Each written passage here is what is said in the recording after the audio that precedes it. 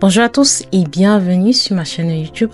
Dans cette vidéo, j'ai décidé de partager avec vous quand même des ressources assez importantes pour ceux-là qui sont intéressés par l'IA. Et puis là, je suis vraiment sur mon compte, en fait, comme vous le savez, je vous avais dit dans une de mes vidéos, en fait, j'ai fait une formation ici au Canada de 2 années à l'Université Laval en intelligence artificielle. Donc, c'était une formation de maîtrise. Et dans cette vidéo, je vais vous partager tout ce qu'on a appris, en quelque sorte, durant cette formation-là. Effectivement, j'ai plus droit à accéder au cours et je peux pas vous le donner parce que normalement, c'est pas permis naturellement. Et puis, c'est quand même une formation qui était assez coûteuse. Je vais vous montrer ici, en fait. Ici, je vais vous montrer mon compte. Vous pouvez voir ici, pour toute ma formation, j'ai payé 35 000 $ comme frais de scolarité. Et parce que j'étais étudiant étranger, en fait, ça m'a coûté 27 000 $ de plus. Donc, vous pouvez voir ici, droits supplémentaires pour étudiants étrangers cycle 2. Donc, vous pouvez comprendre qu'effectivement, quand on a, d'habitude, quand on parle, en fait, les gens pensent que c'est peut-être de la blague. Ça coûte vraiment très cher, les scolarités ici. Donc, vous pouvez voir. En tout, ça fait donc 35 000 $ de frais de scolarité ici, vous pouvez voir. Ici, c'est un détail beaucoup plus par session. Moi, j'ai fait 4 sessions donc pour 2 ans. 2 sessions de cours intenses et puis 2 sessions pour le stage. Donc, première session, c'était en hiver 2022. Donc, ça fait 2 ans aujourd'hui. Vous pouvez voir ici... Vous pouvez voir, pour une session qui est 4 mois, en fait, les frais de scolarité, ça environ les 10 000 $. Donc, vous pouvez voir ici 9 000 $ canadiens. Pour la première session hiver 2022. Et je paie 6 000 parce que je suis étranger. Donc, les gens qui sont d'ici, ils payent juste 1 000 $. Et puis, s'il y a d'autres frais, mais moi, je paye 6 000 supplémentaires parce que j'étais étudiant étrangère. Deuxième session, je paye pareil 9 991 $. Troisième session, 9 200. C'est vraiment pareil, en fait. Et puis, les autres sessions, non, j'ai payé un peu moins 6 000 $ et tout. Donc, ça permet, en fait, de savoir que ce sont quand même des connaissances qui sont quand même assez coûteuses en termes de prix.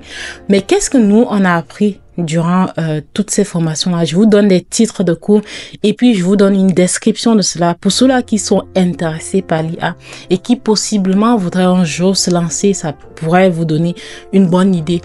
Et puis une chose importante que je tiens à vous dire, c'est que je pense pas que l'intelligence artificielle soit comme un domaine qu'on peut vraiment faire l'autodidacte dessus et s'en sortir. Si on veut faire carrière dans l'IA, je pense que si c'est pour nos propres connaissances, ça fait du sens de faire l'autodidacte. Mais si vous voulez faire carrière dans l'IA, sincèrement, l'autodidacte, ce sera pas une bonne idée. Sincèrement, je le dis juste de mon point de vue. À moins que vous avez déjà une formation et puis vous voulez maintenant faire l'autodidacte pour vous perfectionner, ça c'est correct. Donc, je vais commencer donc par la première session que j'avais fait en hiver 2022. Qu'est-ce qu'on avait fait comme cours? Chaque session, on a environ 4 cours. Tu peux prendre 4, je pense 4 ou 5 cours maximum.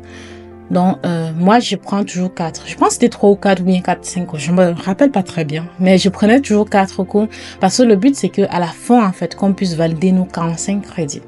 Les 4 cours, pour ceux-là qui viennent d'Afrique, vous allez vous dire que c'est tellement petit, en fait, juste 4 cours pour une session. Mais c'est énorme en termes de travail parce que en Afrique, nous, on a parfois jusqu'à 10, 12 cours, en fait, au cours d'un trimestre. C'est pas des sessions d'un trimestre, mais ici, c'est vraiment 4 cours. Et si tu essayes de prendre plus, en fait, tu vas voir, c'est vraiment compliqué. Vous allez voir que j'ai fait quand même pas mal de cours sur les données. Donc, c'est pour ça qu'aujourd'hui aussi, je suis analyste de données dans Big Data, donc données massives. J'ai fait un cours sur la robotique mobile parce que oui, c'est toi-même qui choisis tes cours. Et j'ai fait un cours cette session-là sur les techniques avancées en intelligence artificielle. J'ai fait aussi un cours sur les techniques de forage de données. Qu'est-ce que je vous montre pour cette session-ci? Je ne vais pas vous parler de Big Data, ok, parce que sur ma chaîne, je parle déjà énormément de données, mais je vais vous parler du coup de robotique. Qu'est-ce qu'on a vu? Parce que c'est ça qui fait vraiment plus IA. Donc, vous pouvez voir ici, je peux plus avoir accès à certaines informations du cours, mais je peux voir la description du cours. Le cours de robotique, en fait, c'est l'un des cours les plus compliqués. En tout cas, pour nous, parce que nous, les Africains, quand on était là-bas, on était comme 3 que je connais. Hein. Peut-être qu'il y avait d'autres personnes, mais ceux-là que je connaissais, c'était 3. Pour nous 3, c'était le cours le plus compliqué. la robotique mobile parce qu'il fallait vraiment avoir des bases, je sais pas moi, en mécatronique. C'était vraiment un cours très compliqué, mais hyper intéressant. C'était un cours très intéressant. Donc ici, vous pouvez voir l'objectif du cours, en fait, accueillir des connaissances de base du fonctionnement des capteurs, des actionneurs. Ce sont des choses qui étaient tout nouveau pour moi. C'était ma première session, vous imaginez, et tout ça là, je comprenais même pas grand chose, mais avec l'explication du professeur et tout, ça s'est très bien passé. Ici, vous pouvez voir la locomotion, localisation, cartographie. Par exemple, quand on fabrique un robot, comment est-ce qu'un robot fait pour marcher, en fait? Est-ce que ça vous demandez souvent comment est-ce qu'il fait pour voir son environnement? C'est vraiment de la cartographie. En fait, il y a les capteurs sur lui. Il fait une cartographie de l'environnement et tout. C'est très intéressant. Et puis, durant ce cours-là, ça vous parle vraiment des capteurs et puis le déplacement des robots. Donc, c'est vraiment ça le cours. Et pour ce cours-là, je sais pas si je peux voir ça ici, mais je vais regarder matériel didactique. Donc ici, vous pouvez voir un peu les cours, en fait, ce que vous pouvez prendre. Vous pouvez aller chercher ça sur Internet. Vous pouvez voir Probability Robotics parce que oui, quand on a fait l'IA, on a fait beaucoup de probabilités. Et je parle là des probabilités vraiment avancées. Pas des probabilités du genre, il y a 5 boules dans une boîte, il y a boule vert, rouge, quelle est la probabilité de tirer. Pas des probabilités comme ça. C'était vraiment des probabilités que j'avais jamais vues avant. C'était vraiment très, très avancé. Mais c'est hyper intéressant. Donc ici, vous pouvez voir des livres, en fait, qu'on nous recommandait et qu'on lisait pour mieux comprendre le cours. Et ici, donc, il n'y a aucune information que j'ai encore accès. Effectivement, je peux accéder à mes évaluations, mais forcément, je vais pas vous montrer. C'était le cours qui était assez compliqué, mais au final, je l'ai validé. Donc, ça, c'était le premier cours que je voulais vous montrer. Pour cette session, c'est le deuxième cours, en fait, c'est le cours de techniques avancées en intelligence artificielle. C'était un cours très intéressant, très bien. Le professeur aussi très, très sympa. C'était vraiment un très bon cours. J'ai beaucoup aimé. C'est le cours qui parle, en fait, du machine learning, de deep learning, des réseaux neuronaux. C'est vraiment un cours IA, vraiment.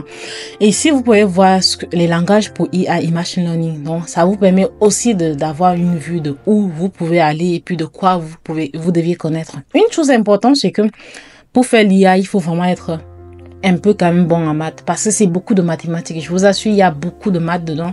C'est un peu de plein de trucs. Il y a la mécatronique, comme je vous ai dit, il y a beaucoup de mathématiques parce qu'il y a beaucoup de probabilités, des probabilités vraiment avancées. Donc ici, j'ai essayé de regarder ce lien-ci, mais ça ne fonctionnait pas. Malheureusement, mais vous savez déjà que Python, c'est vraiment un langage par excellence pour l'intelligence artificielle avec ses librairies. Donc, Scikit-learn, on a utilisé beaucoup de ces librairies-là pour faire des projets en IA. Par exemple, juste pour vous montrer évaluation et résultats. Donc ici, ce sont les examens qu'on fait. Par exemple, pour un seul cours, vous pouvez voir, on a un TP, on a un intra, on a un TP2, on a un examen final, on a un TP3, on s'exerce énormément. C'est ça qui est bien. Ce qui fait qu'une session, c'est pour ça que je dis un cours, c'est vraiment compliqué, c'est vraiment chargé, quoi. Mais c'est très intéressant. Et chaque TP, ça, si je clique sur un, juste pour que vous voyez, mais ça va juste me montrer mes résultats, en fait. J'ai plus vraiment accès à ces choses-là. Mais ça permet déjà d'avoir une idée de ce qu'on fait. Donc là, c'est technique avancée en intelligence artificielle. Dans les deux autres cours, c'est pour les data, donc les techniques de données, analyse et traitement de données massives. Donc le big data, c'est vraiment un cours hyper théorique, hein, rien de bien compliqué. L'autre, c'est pour le forage de données. Et par la suite, donc, j'ai fait une session d'automne 2022. Et là, les choses sont devenues de plus en plus intéressantes. J'ai fait un cours d'apprentissage par renforcement que je vais vous montrer. Très souvent, quand on parle de l'IA, on parle de l'apprentissage automatique, on parle de machine learning. Mais rarement, les gens parlent de l'apprentissage par renforcement. Pourtant, c'est aussi très intéressant. Ça, c'était le deuxième cours le plus compliqué, le plus difficile, en fait. C'était pas que c'était difficile, c'est juste que c'était une femme qui expliquait. C'était intéressant en soi, mais c'était bourré de formules mathématiques. On va pas se mentir. Il y avait beaucoup de formules dedans. C'est le cours le plus mathématique, en fait, le plus probabilité et tout. Il y avait tellement de formules. C'était très bizarre comme cours, mais c'était néanmoins très intéressant. Donc ici, vous pouvez voir contenu et activité. Je sais pas pourquoi j'ai accès à celui-ci. Dans introduction, les bandits stochastiques, les stratégies et bases de stratégies avancées, les bandits contextuels et structurés. C'était très intéressant. Les méthodes de base en RL, TD, ça, Q-learning dans les algorithmes, en fait. d'apprentissage par renforcement. Donc, vous pouvez voir ici, rien. C'était plein d'algorithmes. C'était vraiment que ça. Je sais pas si je peux en rentrer comme sur... Oh, non, oui.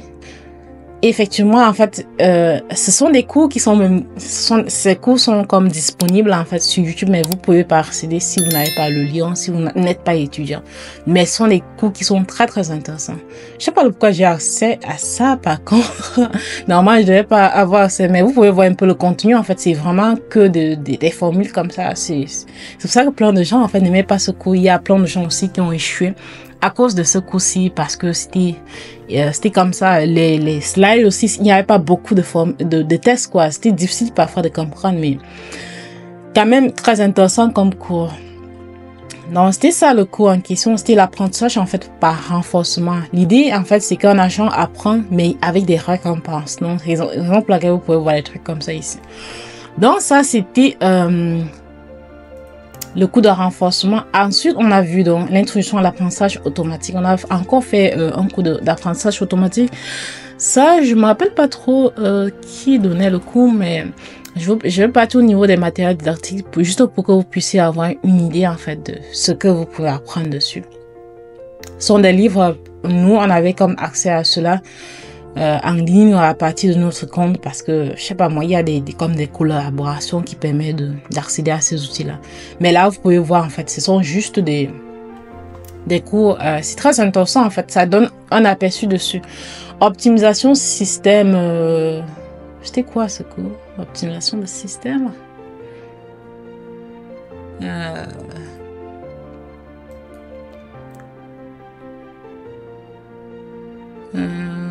ok, un coup de modélisation.